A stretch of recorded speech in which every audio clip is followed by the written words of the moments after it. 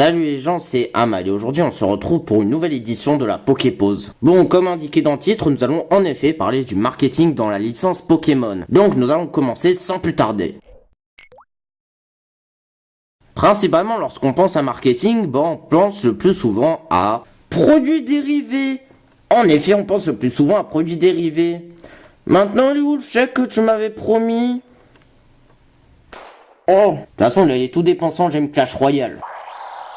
Alors, comment dire que pour ce qui est des produits dérivés, Pokémon c'est tout simplement la plus grosse licence au monde. Et je suis sûr que la plupart d'entre vous ont découvert Pokémon justement grâce à un produit dérivé. Et on a un peu tout, on a même des avions Pokémon. Bon alors, pour donner mon avis sur chacun d'entre eux, tout d'abord au niveau des cartes. Personnellement, moi je suis pas ultra fan des cartes Pokémon, mais il y en a qui aiment bien ça. Et je n'ai pas d'avis négatif là-dessus. En revanche, pour ce qui est des jouets / des figurines, là ils gâchent un peu la licence pour faire un peu de la merde. Bon alors, ce qui est au niveau des jouets / des figurines, c'est Tommy qui inonde le marché avec tous ses produits. On a un peu de tout. Cependant, comme je l'ai dit, ils exploitent très mal la licence Pokémon. Parce qu'on pourrait par exemple, comme avec les licences One Piece et Dragon Ball qui ont le luxe d'avoir de magnifiques figurines à des prix abordables, avec Pokémon, on n'a pas vraiment cette chance. À des prix abordables, on a que ces trucs en plastique un peu moches. Bon, je sais que le public visé par la licence est principalement les enfants. Cependant, il faut savoir qu'avec la communauté Pokémon, il y a une grande niche de vrais collectionneurs et du coup avoir des petites figurines en plastique, ça est très handicapant pour eux. Bon, après des figurines faites pour les collectionneurs, il y en a. Par exemple, Bandai a lancé une gamme avec les starters de RG plus Mewtwo articulés. Cependant, les prix ne sont pas très abordables. Par exemple, pour la figurine Mewtwo, sur certains sites bornés sur du 200€. Certes, il y a un petit Mew en bonus, mais je pense pas qu'un prix aussi extrême soit justifié par ça.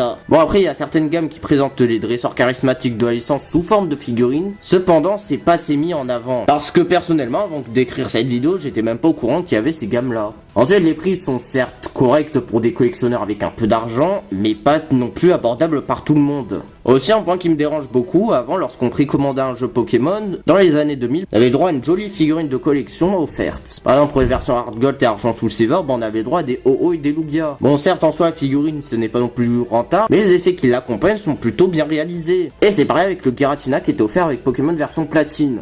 Bon, en 2015, ils l'ont également fait avec Pokémon Rosa. Cependant, pour Pokémon Soleil et Lune, on a eu le droit à ça. Il n'y a aucun effort de mise en scène, c'est tout simplement moche. Après, je vous parle même pas de XY où on avait un goodies à con juste pour ranger les cartouches qui était totalement osef. Bon, petit aparté pour vous préciser qu'au Japon, en termes de précommande, ils ont généralement des meilleures figurines. Par exemple, pour XY, ils ont le droit de vraies figurines. Bon, certes, elles étaient un peu moches, mais c'est déjà ça. Et pour Rosa, ils avaient le droit à des trucs bien plus stylés qu'on a eu. Et là, ça ne fait qu'enfoncer le problème par rapport aux figurines au niveau de la France. Bon, j'espère que pour les prochaines versions, ils vont remettre ça au goût du jour et nous faire de vraies belles petites figurines. Bon, après, je vais même pas vous parler de l'arnaque du bracelet Z connecté qu'on a eu à l'occasion de la sortie de Pokémon Soleil et Lune et de Usul, qui sert tout simplement à faire de la lumière lorsqu'on utilise les attaques Z en jeu. Bon, le concept peut être ludique pour les enfants, cependant, je ne pense pas que dépenser trop là-dedans soit spécialement nécessaire. Oui, mais là, tu parles des prix de micro-arnaque. Dites-vous que sur internet, c'est le moins cher que j'ai trouvé. Ah! Et c'est pour ça que de ce côté-là, je suis très déçu par la licence qui se concentre plus sur des goodies, alors qu'il pourrait faire de belles choses. Bon voilà, c'était mon avis sur les goodies. Maintenant parlons d'un produit dérivé qui à mon goût est bien trop méconnu, c'est le manga. Bon, le seul que j'aurai à vous recommander, c'est La Grande Aventure. Oui, le titre est affreusement nul et ne fait pas du tout envie.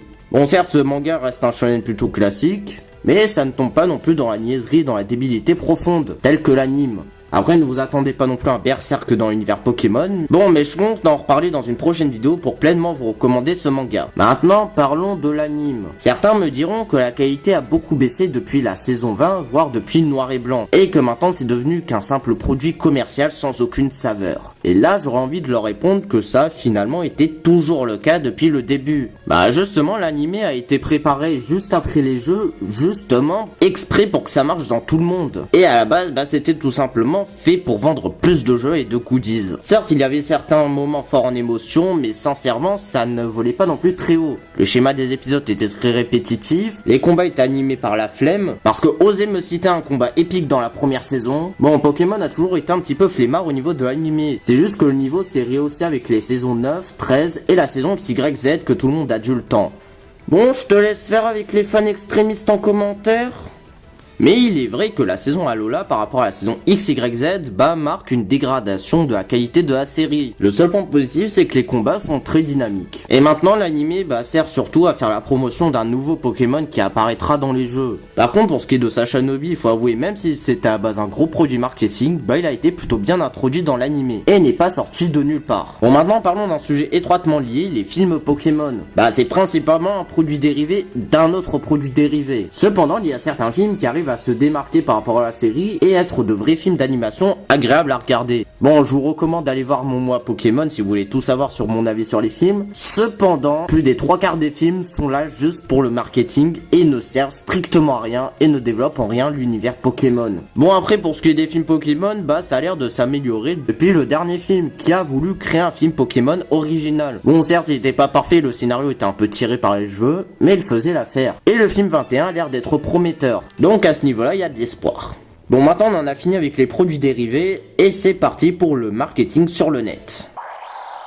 Ce qui est assez marrant sur le net, c'est que Pokémon n'aurait même pas besoin d'avoir autant de marketing que ça, parce que comme on l'a vu avec les annonces de Pokémon Soleil et Lune, juste un PNG volant avec le titre Pokémon suffit à faire frémir tous les fans. Et c'est également le cas actuellement avec Pokémon sur Switch, n'ayant annoncé aucun titre, ça met déjà l'hype chez les développeurs. Bon, je vais pas sans vous rappeler que les développeurs eux-mêmes espèrent que les fans n'ont pas trop d'attentes à propos de ce jeu, donc à ce niveau-là, je vais pas trop me hyper. Bon après c'est peut-être de la fausse modestie, parce qu'on sait qu'au Japon, la modestie c'est plutôt bien vu. Par contre au niveau des trailers, je trouve qu'ils en sortent beaucoup trop. Enfin c'est pas tellement au niveau de la quantité, c'est surtout au niveau de ce qu'ils dévoilent. Parce que maintenant, si vous regardez tous les trailers d'une version Pokémon que vous attendez tant, le jour de sa sortie, vous saurez tout de cette version. Et sans vous parler de la facilité que la licence a à se faire leaker, et certains points majeurs du scénario ne devraient même pas être révélés en trailer. Par exemple, l'épisode Rainbow Rocket a été révélé en trailer. Par exemple, reste à voir avec Soleil et Lune, on a eu une blindée de trailers, et puis on s'est rendu compte à la sortie des jeux qu'on avait découvert plus des 3/4 des Pokémon, et qu'il nous en restait même pas une dizaine à découvrir. Ce qui est vachement dommage.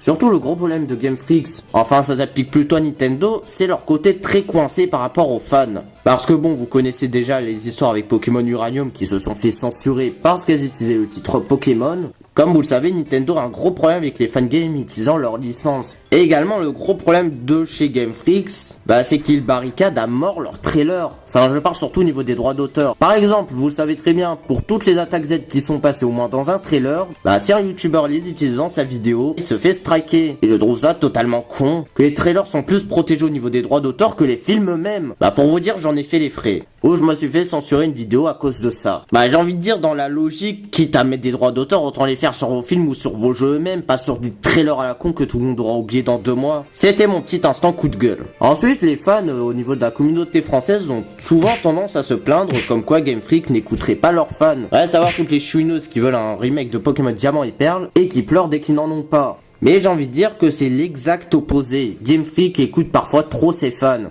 Parce que si c'était pas le cas, on se serait pas bouffé tout le fanservice en rapport avec l'ingé qu'on a depuis XY. Oui, parce que je sais pas si vous avez remarqué, mais il y a rarement du fanservice envers les autres générations. Il n'y en a pas du tout même. Et à cause de ça, les fans tuent parfois la licence, tandis que s'ils faisaient confiance en leurs compétences, Game Freak pourrait nous faire de très bons jeux. Comme avec Noir et Blanc, où là ils en ont carrément eu rien à faire de l'avis des fans, et nous ont fait d'excellents jeux. J'espère que pour les prochains jeux, ils iront sur cette voie-là. Bon voilà, c'était tous les cas de marketing dans Pokémon, maintenant nous allons faire la petite conclusion. Est-ce que le marketing actuel de Pokémon est mauvais ou pas? Je suis assez mitigé sur la question. Parce que oui, Pokémon pourrait faire de meilleures choses au niveau du marketing, par exemple de belles figurines qui représenteraient certains Pokémon, mais au moins ils ne font pas comme Dragon Ball Super, à s'auto-spoiler les épisodes juste avant qu'ils commencent. Bon après il n'y a pas que du positif dans ce marketing, et parfois ça handicape grandement les jeux. Par exemple pour les 20 ans de Pokémon, Game Freak a voulu se précipiter pour nous créer une 7ème génération, tandis qu'il aurait été préférable qu'en 2016 on ait une suite à Pokémon XY afin de développer ces jeux qui avaient de grands vides scénaristiques. Au lieu de ça, on a eu juste une version bêta de Pokémon Ultra Soleil et Lune sans aucune saveur. Et maintenant, je trouve qu'il commence à partir dans la mauvaise voie. Car il commence à lever un petit peu plus le pied au niveau des jeux Pokémon. Et en plus, avec les interviews pas très rassurantes des développeurs à propos du prochain Pokémon sur Switch. Bon, après, c'est vrai que ce marketing, c'est un petit peu une partie de ce qui fait vivre la licence. Donc voilà, c'est ce qui conclut cette Poképause. Donc sur ce, je vous dis à la prochaine.